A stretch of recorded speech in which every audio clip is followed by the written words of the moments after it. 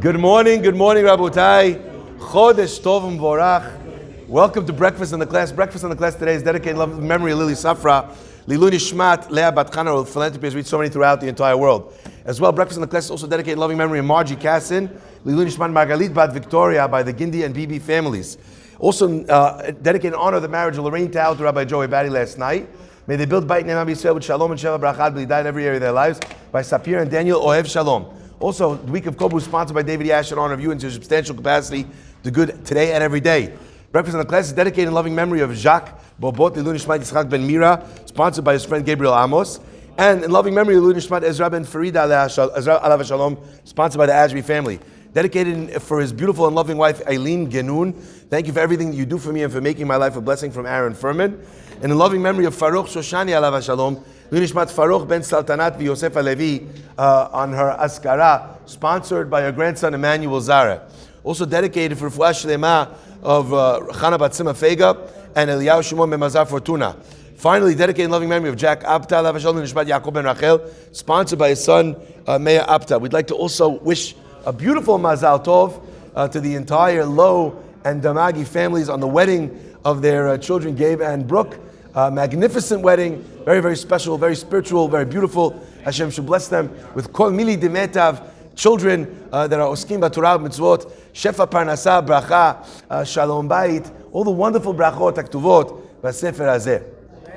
Rabotai, let's begin. Amen. Has a unique power to be able to achieve during that month great things. Please only answer Amen if you're hearing this live. Baruch atah Adonai, Eloheinu melech haolam she'akol baro. So as an example, the month of Adar, the power of the month of Adar is Simcha, is joy.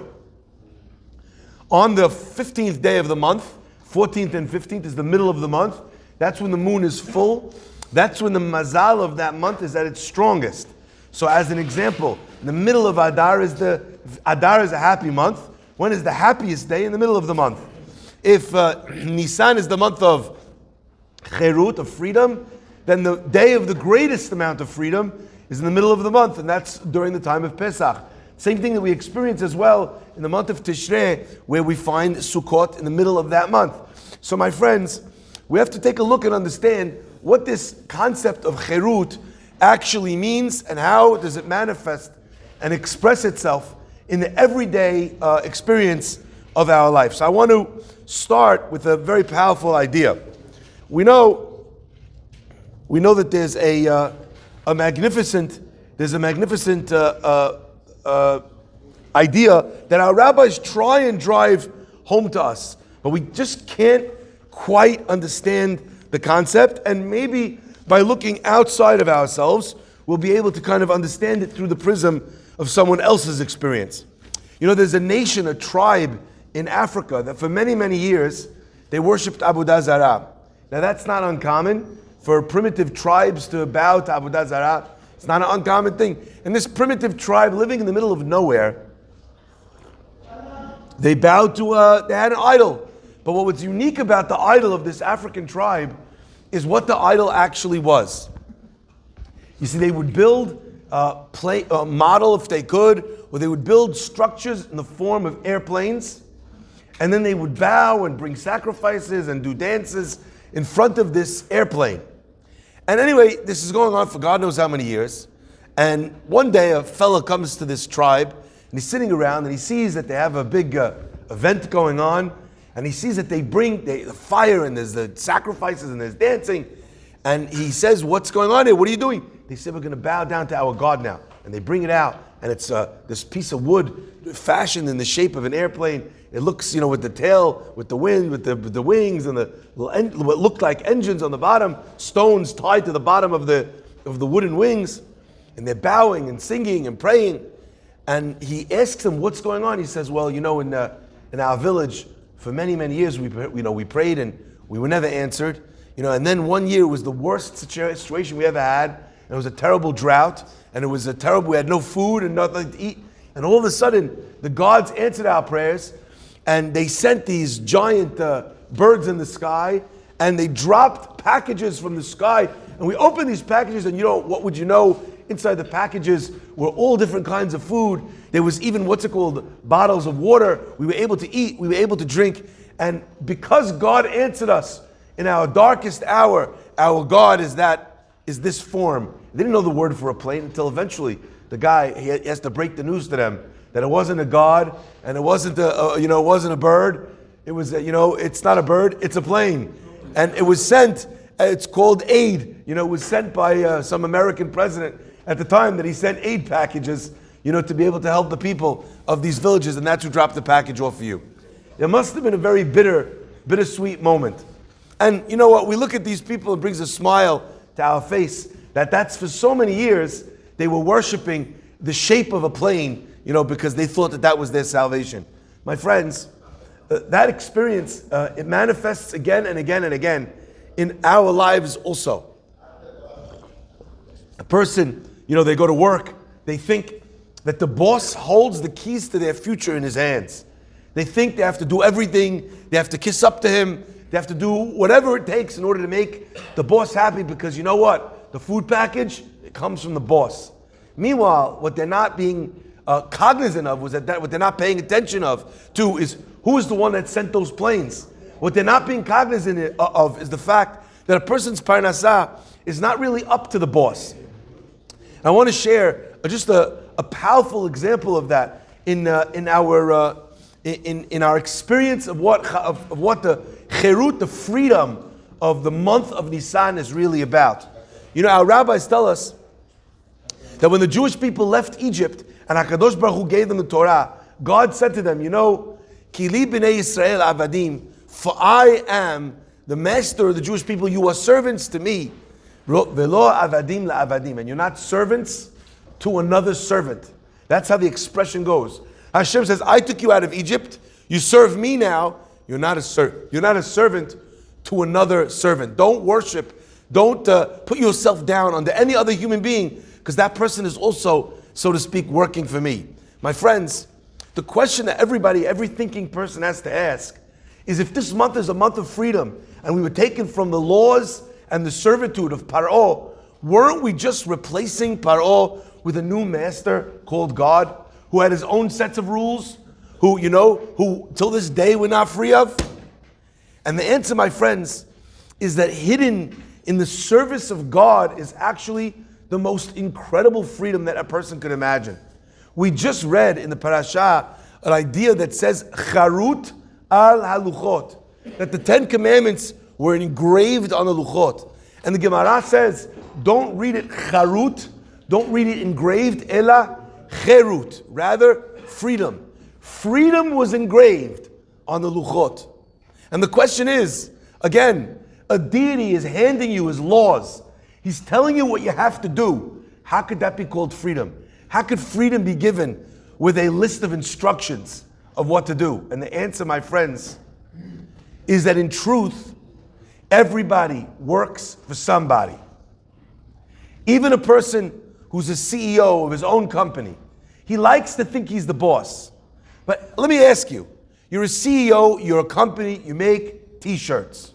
I'm my own boss, I run my own company. Do you? What happens if Walmart cuts you? What happens if Costco cuts you? What happens if you can't get an account? You don't make a dime. So it's true that you're a CEO, but ultimately, there's someone that you work for. Now, you don't work in the same building, right? You don't work in the same location, but ultimately, the person that you're selling to, in a certain sense, your parnasah depends on them. Even when you're not working for someone, that's the case. Everybody's working for something. Everybody's working, for someone. But my friends, the trick is to recognize charut, you know where your freedom lies? Al haluchot, in understanding that ultimately, the job that I need to get done right is this. I never in my life heard someone say the following sentence until I was at a wedding the other day, where a father told his daughter and his children, he said, live your life by the 10 Commandments and everything will be taken care of. And to me, I'm thinking to myself, imagine a boss that tells you, listen, this is what I want from you. And I know things work, everything can be uncertain, but if you do this, I have your back. That's true cherut. Cherut means to recognize that it's not the airplane, and it's not the boss, and it's not Walmart. You know, a lot of the people that were squeezed for so many years by Walmart, taking the bottom line, taking the top line, squeezing them on buybacks, it's unbelievable. Till eventually somebody realizes, 1 second, we don't have to deal with this. We can find a direct-to-consumer route, and you know what? We'll make as much or more money. And many people, suddenly, by shifting their perspective from what they thought was the only route to be able to make money, they're realizing that there's something else. My friends, that idea that you don't need someone else, that HaKadosh Baruch Hu is the only player in the game, is the ultimate freedom. Because a person can kill themselves with anxiety, trying to people please, trying to kiss up to somebody, trying to change the terms. But what we learn, by the way, from psychology, from the psychological understanding of a person that's always seeking to please, is that it will never be enough. If all the time, all you're trying to do is do whatever you can to make the other person happy, ultimately, it will never be enough. There'll always be another demand as you capitulate to the last one. Until you put your foot down and say, this is the value of my goods. I'm not going lower than this. At this point, if you're forcing me up against the wall and telling me, I'm not going to make this product for you, I'll do something else, or I'll sell it to someone else. Even though it looks like there's a profit here, the way you're structuring the deal, there's no room for profit for me. And I know I've been doing it this way for so long, but it ends here. My friends, the month of Pesach, the month of Nisan, carries with it a tremendous opportunity for cherut, for freedom. And you know what that opportunity is? You know what it gives us? It gives us a perspective where we look at the people that we think are in charge of us, and we realize, in truth, there was someone pulling not only our strings, but their strings as well. My friends, that she'elah, that question, starts in the beginning of the month of Pesach. Already from now, we're not saying tachanun. Already from now, we're in the process of getting ready for Pesach, doing the mitzvot of the holiday, learning the laws of the holiday. Freedom is here. The she'elah is, what do you want to do with it? Where are you stuck? Where are you buying into the plane and not the person or the one that sent the plane? My friends, I want to end perhaps with one last concept before we draw this to a close, because I think that there's so much here, there's so much that is present in this idea that if a person is not paying attention to it, they're losing out. There are two heads of the year. Everybody knows that, right? One head of the year is Rosh Hashanah, the month of Tishrei. On that month, that's the first month, okay? Month number 1 in the Torah. Which month is that? Nisan. So how could it be that that's the head of the year and that's the head of the year? How could that be? Why would there be two heads of the year? Anyway, big machloket in the Gemara, when the world was created. One opinion says the world was created in Tishrei. One opinion says the world was created in Nisan. The Gemara answers, and the Gemara says, no, you know what? Actually, maybe there's not a machloket. One of them understands that the world is created in Tishrei. And that's what we say, by the way. That's what we say in our prayers on Rosh Hashanah. Hayom Harat Olam. Today, the world was born. But the other opinion that says that the world was built, it was created in Nisan, says Allah b'machshava. On Nisan was the time that it came up in God's mind, that God decided to build the world. Now, to me, that sounds a little bit of a weird thing. I should give you an example. A person gets married. When do you celebrate? What anniversary you celebrate? You celebrate when you get married. Is there anyone that celebrates the time when they thought that they might want to get married? Anyone that celebrates the time when they first thought they might want to go out with the girl? You know what? I went back, I marked it in the calendar, the day that I first thought that. No one marks that as an anniversary. So why are we marking it as an anniversary of the beginning of the year? And my friends, I want to share with you something that I believe is so powerful and people just don't get it. And that is, there's two types of construction. One type of construction is the actual, and one type of construction is the blueprint. Ultimately, the construction that you build on the first day of construction is following the blueprint that was in your mind. We do not pay enough attention to the planning stages, to the things that for us actually will create the construction of our lives. And oftentimes we think that the life we're living is the life we planned, when actually the life we're living is the life that happened to us, not the life that we made happen. Not the job, not the relationship, but by the way, it goes deeper than that. We love to be a blame society, blame other people. The reason why I don't have my job is because the job market is bad. The reason why I have a bad relationship is because my wife or my husband is not understanding. But ultimately, in a real life view, we have to look at ourselves before we look at anybody else. Forget about how life didn't pan out for you when it comes to others. Is this the person that you thought you would be when you were a kid and you thought of yourself as an adult? Is this the person that you imagined that you wanted to become? The question is, what happened there? And the answer is, you know what? I had this happen. Life happened. That is a victim mentality, to say that life happened, to become a slave to life. You know what the difference is between God and Pharaoh? Pharaoh wants something from you. He needs something from you. You know what God needs from you? Jack all. There's nothing that you could do for God that will change God's existence. He's infinite. So the mitzvot that God gives us, who are they for? They're for you. Imagine working for your boss, but your boss happens to be your dad. And all day long, all you're doing is making money for the boss. Eventually, after 10 years in the business, Dad, I don't want to work for you anymore. Why? I work so hard, but all the profit, it goes to you. I feel like if I'm working this hard, the profit should come to me. And the father says, come here. He slaps him. No, he says, come here. Opens the drawer. And in the drawer is neatly stacked all the money that the kid ever made. And he says, here you go. Kid says, what are you talking? What is that? He says, since you started working for me, I've been putting every dollar that you made into this drawer. He says, why don't you just pay me more? He says, because you were a young, stupid moron, and you would have spent it on a fast car, crashed it into the wall, and then I'd be visiting you in the hospital instead of having this conversation with a mature 25, 28-year-old who wants to put a down payment on a house. Every dollar you ever made for me, I didn't need it. This is my company.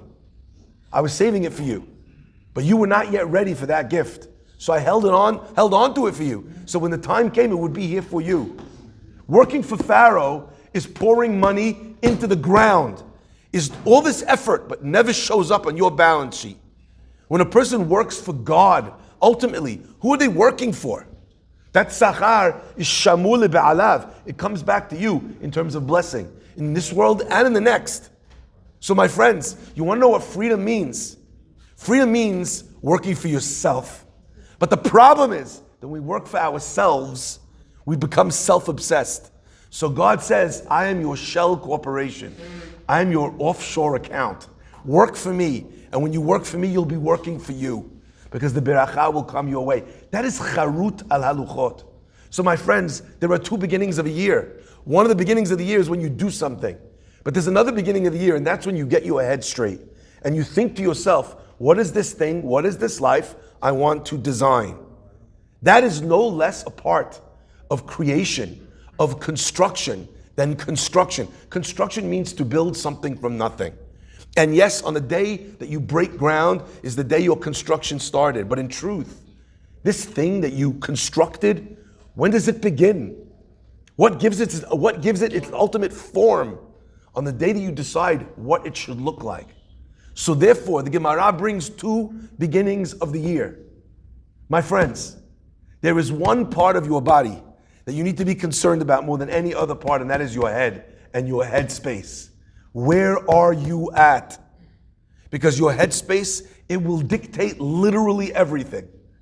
Not just in terms of planning, but in terms of state of mind.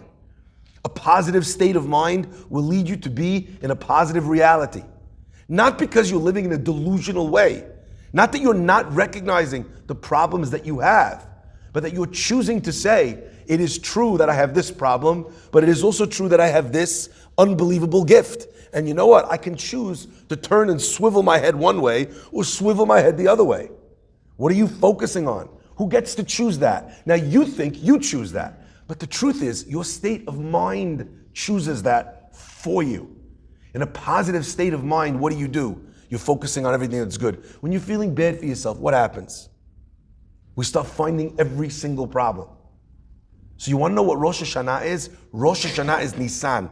Because in that lies the ultimate cherut, the ultimate freedom to be able to choose your destiny and your path in your life. So my friends, we could look at all the various things in the world, and instead of seeing God, see airplanes. We could see a boss, we could see a wife, and think that our happiness is in the hands of all of them. But in truth, where does our happiness lie? Where does our freedom lie? It lies in us understanding that the way we better our life is by putting in the work in our own square 4 amot, in making ourselves the best that we could be. I will never forget, I went to a community and I gave a class to the women on Shalom Bayit. And after I finished the class, the women said, Rabbi, this is a fantastic class. You know who really needs to hear this class? The men. We've got it. The men need to hear this class. I started laughing right in their faces. They're like, why are you laughing? I said, because I gave this class 6 months ago to the men. And immediately after I finished, the men came up to me and said, Rabbi, you know who really needs to hear this class? The women. We've got it. The women need to hear it. That is the existence of our lives, where we run around bowing to everything else, where we see everything else as in charge of our lives, when really there's only one source, HaKadosh Baruch Hu. And God says, you know what you need in order to better your life? You don't need to kiss up to anybody. You just need to do the work that I'm giving you that will elevate you. Be a good person. Don't kill. Don't steal. Don't commit adultery. Honor your parents. Take time off and celebrate Shabbat, which will recalibrate you. Make sure you understand that there's only one Borei Olam and you're not running after the stupidities of this world. When you live that way, you're free. And suddenly, you're not worried anymore. What a gift. Instead of taking anti-anxiety meds, we should just take Anochi Hashem Elokecha meds. Because ultimately, that will get us to a place of true freedom. Baruch Adonai Le'olam.